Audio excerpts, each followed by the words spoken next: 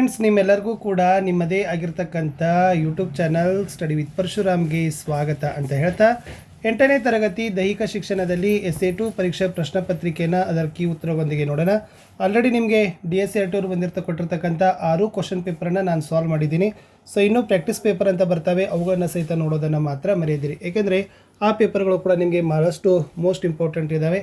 ಅಲ್ಲಿ ನಾವು ಭಾಳಷ್ಟು ಬಹುನಿರೀಕ್ಷಿತ ಪ್ರಶ್ನೆಗಳನ್ನೇ ನಿಮ್ಗೆ ಏನು ಮಾಡಿದ್ದೀವಿ ಅಂದರೆ ಕೊಟ್ಟಿದ್ದೀವಿ. ವಿಡಿಯೋನ ಲೈಕ್, ಶೇರ್ ಮತ್ತು ಸಬ್ಸ್ಕ್ರೈಬ್ ಮಾಡೋದನ್ನು ಮಾತ್ರ ಮರೆಯದಿರಿ ಅಂತ ಹೇಳ್ತಾ ಈ ವಿಡಿಯೋವನ್ನು ಪ್ರಾರಂಭಿಸ್ತೀನಿ.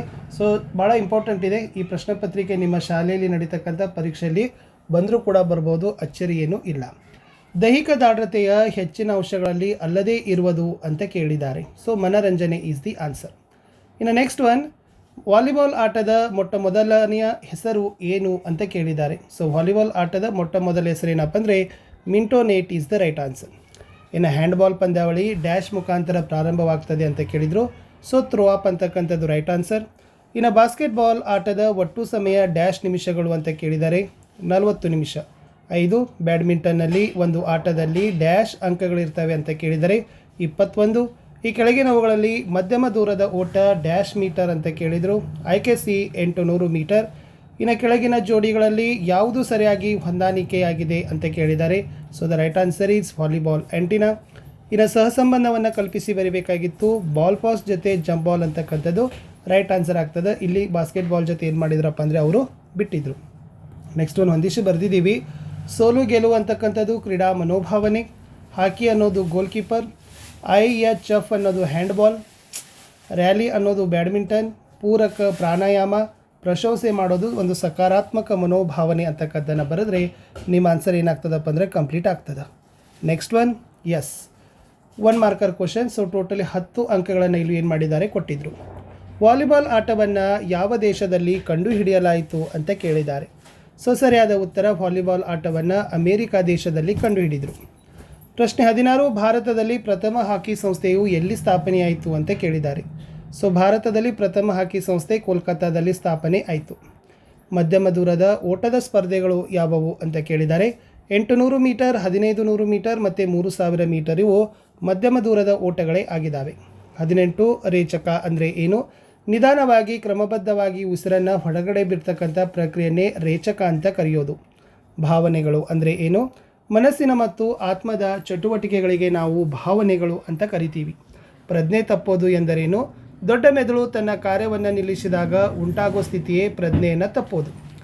ಇನ್ನು ಹಾಕಿ ಆಟದಲ್ಲಿ ಬಳಸ್ತಕ್ಕಂಥ ಯಾವುದಾದರೊಂದು ಸಲಕರಣೆಯನ್ನು ಬರಿಬೇಕು. ಹಾಕಿ ಸ್ಟಿಕ್ ಅಥವಾ ಚೆಂಡು. ಇನ್ನು ಬಾಸ್ಕೆಟ್ಬಾಲ್ ಆಟದ ಯಾವುದಾದರೊಂದು ನಿಯಮವನ್ನು ಕೇಳಿದ್ದಾರೆ. 2 ಕೈಗಳಿಂದ ಚೆಂಡನ್ನು ಏಕಕಾಲದಲ್ಲಿ ಪುಟಿಸಬೇಕು. ಚೆಂಡನ್ನು ಕೈಗಳಲ್ಲಿ ಹಿಡಿದು ಒಂದಕ್ಕಿಂತ ಹೆಚ್ಚು ಹೆಜ್ಜೆಗಳನ್ನು ಇಡಬೇಕು. ಪುಟಿಸಿದ ನಂತರ ಚೆಂಡನ್ನು ಹಿಡಿದು ಮತ್ತೆ ಪುಟಿಸಬೇಕು ಅನ್ನೋದನ್ನು ನೀವು ಬರೆದ್ರೆ ಆನ್ಸರ್ ಕಂಪ್ಲೀಟ್ ಆಗ್ತದೆ. ಇನ್ನು ರಾಷ್ಟ್ರಧ್ವಜದಲ್ಲಿರುವ ಧರ್ಮಚಕ್ರವನ್ನು ಏಕೆ ಸೇರಿಸ್ತಾರೆ ಅಂತ ಕೇಳಿದರು. ಸೊ ಅಶೋಕ ಚಕ್ರದಲ್ಲಿ 24 ಗೆರೆಗಳು ಇದ್ದಾವೆ. ಈ ದಿನದ 24 ಗಂಟೆಗಳನ್ನು ಸೂಚಿಸ್ತದೆ. ಅಶೋಕವು ದೇಶದ ಜನಸಾಮಾನ್ಯರ ಆಶೋತ್ತರಗಳನ್ನು ಪೂರೈಸುವ ಪ್ರಗತಿಯ ದ್ಯೋತಕವಾಗಿದೆ. ಈ ಚಕ್ರ ಸದಾ ಕಾಲ ಚಲಿಸುವಂಥದ್ದಾಗಿದೆ ಅಂತ ಬರೆದ್ರೆ ಸಾಕು. ಇನ್ನು ಎತ್ತರ ಜಿಗಿತದ ಯಾವುದಾದರೊಂದು ಮೂಲ ನಿಯಮವನ್ನು ಬರಲಿಕ್ಕೆ ಕೇಳಿದರು. ಸೊ ಎತ್ತರ ಜಿಗಿತದ ಜಿಗಿತಗಾರನು ಒಂದೇ ಕಾಲಿಂದ ಟೇಕಾಫನ್ನು ತೆಗೆದುಕೊಳ್ಳಬೇಕು. ಪ್ರತಿ ನಿರ್ದಿಷ್ಟ ಎತ್ತರದಲ್ಲಿ 3 ಪ್ರಯತ್ನಗಳನ್ನು ನೀಡ್ತಾರೆ. ಪ್ರಾರಂಭದಿಂದ ಕೊನೆಯವರೆಗೆ ಹೆಚ್ಚಿಸುವ ಪ್ರತಿ ಎತ್ತರವನ್ನು ಪ್ರಕಟಿಸ್ತಾರೆ ಅಂತಕ್ಕಂಥ ಬರೆದ್ರೆ ಸಾಕು. 2 ಮಾರ್ಕರ್ ಕ್ವಶನ್. ಎಸ್, ಪ್ರಥಮ ಬಾರಿಗೆ ಹ್ಯಾಂಡ್ಬಾಲ್ ಆಟದ ಲಿಖಿತ ನಿಯಮಗಳನ್ನು ಯಾವಾಗ ಮತ್ತು ಯಾರು ಪ್ರಕಾಶನ ಮಾಡಿದರು? ಸೊ ಫಸ್ಟಾಗಿ 1906ರಲ್ಲಿ ಈ ಡೇನ್ ಹೋಲ್ಗರ್ ನಿಲ್ಸನ್ ಅಂತಕ್ಕಂಥವರು ಪ್ರಕಾಶನವನ್ನು ಮಾಡ್ತಾರೆ. ಇನ್ನು ಬ್ಯಾಡ್ಮಿಂಟನ್ ಆಟದ ಅಂಕಣದ ಅಳತೆಗಳನ್ನು ಬರೀರಿ. ಸಿಂಗಲ್ಸ್ನಲ್ಲಿ ಅಗಲ 5.18 ಮೀಟರ್, ಉದ್ದ 13.40 ಮೀಟರ್. ಡಬಲ್ಸ್ನಲ್ಲಿ ಅಗಲ 6.10 ಮೀಟರ್, ಉದ್ದ 13.40 ಮೀಟರ್.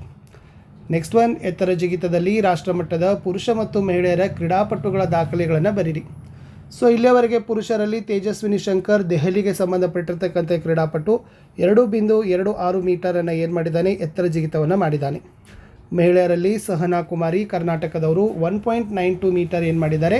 ಕ್ರೀಡಾಪಟು ದಾಖಲೆಯನ್ನು ಮಾಡಿರ್ತಕ್ಕಂಥ ಕೀರ್ತಿಗೆ ಬಾಧ್ಯರಾಗಿದ್ದಾರೆ. ಮುಂದಿನ ಮೋಸ್ಟ್ ಇಂಪಾರ್ಟೆಂಟ್ ಪ್ರಶ್ನೆ, ರಾಷ್ಟ್ರಗೀತೆಯನ್ನು ರಚಿಸಿದವರು ಯಾರು? ಆಮೇಲೆ ಈ ರಾಷ್ಟ್ರಗೀತೆಯನ್ನು ಯಾವ ಭಾಷೆಯಲ್ಲಿ ರಚಿಸಿದ್ದಾರೆ ಅಂತ ಕೇಳಿದ್ದಾರೆ. ಸೊ ಗೊತ್ತಿದೆ, ರಾಷ್ಟ್ರಗೀತೆಯನ್ನು ರವೀಂದ್ರನಾಥ್ ಠಾಗೂರ್ ಅವರೇ ರಚಿಸೋದು. ಭಾಷೆ ಬಂಗಾಳಿ. ಯೋಗ ಮತ್ತು ವ್ಯಾಯಾಮದ ನಡುವಿನ ವ್ಯತ್ಯಾಸವನ್ನು ಕೇಳಿದ್ದಾರೆ. ಸೊ ಯೋಗ ಈಸ್ ದ ನಿರಾಯಾಸವಾಗಿ ಮಾಡೋದಾಗಿದೆ. ಉಸಿರಾಟದ ಕ್ರಮಕ್ಕೆ ಮಹತ್ವವನ್ನು ಕೊಡ್ತಾರೆ. ವ್ಯಾಯಾಮ ಪದೇ ಪದೇ ಪ್ರಯತ್ನಪೂರ್ವಕವಾಗಿ ಮಾಡ್ತಾರೆ. ಉಸಿರಾಟದ ನಿಯಂತ್ರಣಕ್ಕೆ ಹೆಚ್ಚಿನ ಮಹತ್ವವನ್ನು ನೀಡಲಾಗುವುದಿಲ್ಲ ಅಂತ ಬರೆದ್ರೆ ಸಾಕು. ಇನ್ನು ದೈಹಿಕ ಶಿಕ್ಷಣ ಚಟುವಟಿಕೆಗಳಲ್ಲಿ ಭಾಗಿಯಾಗೋದ್ರಿಂದ ನಿಮ್ಮ ಸಾಮಾಜಿಕ ಅಭಿವೃದ್ಧಿ ಹೇಗೆ ವೃದ್ಧಿಸ್ತದೆ ಅಂತ ಕೇಳಿದರು. ಸೊ ಇಲ್ಲಿ ಮಾನಸಿಕ ಅಭಿವೃದ್ಧಿ ಆಗ್ತದೆ, ಓಕೆನಾ. ಆಮೇಲೆ ಉದ್ವೇಗ, ಖಿನ್ನತೆ, ಮಾನಸಿಕ ಸಮಸ್ಯೆಗಳಿಂದ ದೂರವಾಗ್ತೀವಿ. ಮಾನಸಿಕ ಸ್ಥಿತಿಯನ್ನು ನಾವೇನು ಮಾಡ್ತೀವಪ್ಪ ಅಂದರೆ ಕಾಪಾಡಿಕೊಳ್ತೀವಿ ಅಂತಕ್ಕಂಥ 3 ಪಾಯಿಂಟ್ಗಳನ್ನು ಬರೀಬೇಕು. ಇನ್ನು ನಿಮ್ಮ ಶಾಲೆಯ ದೈಹಿಕ ಶಿಕ್ಷಣ ಶಿಕ್ಷಕರು ಆಟೋಟಗಳ ಸಂದರ್ಭದಲ್ಲಿ ನಿಮಗೆ ಕೊಡ್ತಕ್ಕಂಥ ಸಕಾರಾತ್ಮಕ ಭಾವನೆಗಳನ್ನು ಪಟ್ಟಿ ಮಾಡಿ ಅಂತ ಕೇಳಿದ್ದಾರೆ. ಸೊ ಇತರರೊಡನೆ ಉತ್ತಮ ಸಂಬಂಧ ಇರಬೇಕು, ಉತ್ತಮ ಗುಣದ ನಡತೆಯನ್ನು ತೋರಿಸಬೇಕು, ಸಾಧನೆ ಮತ್ತು ಸಾಧಿಸಿದ ಗುರಿಗಳ ಬಗ್ಗೆ ಭಾವನೆಗಳು ಫಲಪೂರಕ, ಸೋಲೆ ಗೆಲುವಿನ ಸೋಪಾನ ಅನ್ನೋದನ್ನು ನೀವೇನು ಮಾಡಬೇಕಪ್ಪ ಅಂದರೆ ಬರೆದ್ರೆ ಸಾಕು. ಇನ್ನು ಆಕಸ್ಮಿಕವಾಗಿ ವಿಷಸೇವಿಸಿದ ವ್ಯಕ್ತಿಗೆ ನೀವು ಹೇಗೆ ಮಾನಸಿಕ ಸ್ಥೈರ್ಯವನ್ನು ಕೊಟ್ಟು ಪ್ರಥಮೋಪಚಾರವನ್ನು ಮಾಡ್ತೀರಿ. ಸೊ ಫಸ್ಟ್ ಒನ್, ವಿಷದ ತೀಕ್ಷ್ಣತೆಯನ್ನು ತಗ್ಗಿಸಬೇಕು ವಾಂತಿ ಮಾಡಿಸೋದ್ರಿಂದ. ನೆಕ್ಸ್ಟ್, ವಾಂತಿ ಮಾಡಿಸಲು ಕಿರುನಾಲಿಗೆಗೆ ಬೆರಳುಗಳಿಂದ ಕೆಣಕಬೇಕು. ಬೆಚ್ಚಗಿರುವ ನೀರಿಗೆ ಉಪ್ಪನ್ನು ಹಾಕಿ ಕುಡಿಸಿದರೆ ವಾಂತಿ ಆಗ್ತದೆ.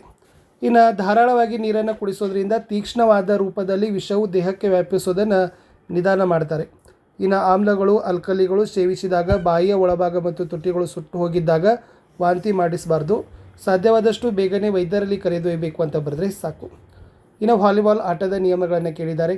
ಸೊ ಪ್ರತಿ ಆಟದಲ್ಲಿ 6 ಜನ ಆಟಗಾರರಿರ್ತಾರೆ, 6 ಜನ ಬದಲಿ ಆಟಗಾರರಿರ್ತಾರೆ. ನಾಣ್ಯ ಚಿಮ್ಮುವಿಕೆ ಮೂಲಕ ಸರ್ವಿಸ್ ಮತ್ತು ಗ್ರೌಂಡನ್ನು ಆಯ್ಕೆ ಮಾಡ್ತಾರೆ. ಬಾಲ್ ಸರ್ವಿಸ್ ಮಾಡುವಾಗ ಟಾಸ್ ಮಾಡಿ ಸರ್ವಿಸನ್ನು ಮಾಡ್ತಾರೆ. ರೊಟೇಷನ್ ಪದ್ಧತಿ ಇರ್ತದೆ. ಒಂದು ತಂಡಕ್ಕೆ 3 ಸ್ಪರ್ಶಗಳನ್ನು ನೀಡಲಾಗಿರ್ತದೆ ಅನ್ನೋದನ್ನು ನೀವೇನು ಮಾಡಬೇಕಾಗಿತ್ತಪ್ಪ ಅಂದರೆ ಬರೆದ್ರೆ ನಿಮಗೆ ಅಂಕಗಳನ್ನು ಕೊಡ್ತಾರೆ. ಇನ್ನು ನೆಕ್ಸ್ಟ್ ಪ್ರಶ್ನೆ ಏನಿತ್ತಪ್ಪ ಅಂತಂದರೆ, ಹ್ಯಾಂಡ್ಬಾಲ್ ಕ್ರೀಡೆಯಲ್ಲಿ ಒಲಿಂಪಿಕ್ಸ್ನಲ್ಲಿ ಸೇರಿಕೊಂಡ ಬಗ್ಗೆ ಹೇಗೆ ವಿವರಿಸಿರಿ ಅಂತಕ್ಕಂಥ ಪ್ರಶ್ನೆ ಇತ್ತು. ಸೊ ಅದು 1936ರಲ್ಲಿ ಬರ್ಲಿನ್ ಒಲಿಂಪಿಕ್ ಕ್ರೀಡಾಕೂಟದಲ್ಲಿ ಪ್ರದರ್ಶನಕ್ಕೆಂದು ಹ್ಯಾಂಡ್ಬಾಲ್ ಪಂದ್ಯಾಟವನ್ನು ಏರ್ಪಡಿಸ್ತಾರೆ. ಆ ಪಂದ್ಯದಲ್ಲಿ ಜರ್ಮನಿ ತಂಡದವರು ಈ ಪಂದ್ಯಾಟದಲ್ಲಿ ಗಮನಾರ್ಹ ಸಾಧನೆಯನ್ನು ಮಾಡ್ತಾರೆ. ಮುಂದಿನ ಒಲಿಂಪಿಕ್ ಪಂದ್ಯಾಟಗಳಲ್ಲಿ ಹ್ಯಾಂಡ್ಬಾಲ್ ಕ್ರೀಡೆಯನ್ನು ಸೇರಿಸಲಾಗಲಿಲ್ಲ. 1972ರಲ್ಲಿ ಮೂನಿಚ್ ಒಲಿಂಪಿಕ್ ಕ್ರೀಡಾಕೂಟದಲ್ಲಿ ಪುರುಷರಿಗಾಗಿ ಏನು ಮಾಡ್ತಾರಪ್ಪ ಅಂತಂದರೆ ಈ ಸೇರ್ಪಡೆಯನ್ನು ಮಾಡ್ತಾರೆ.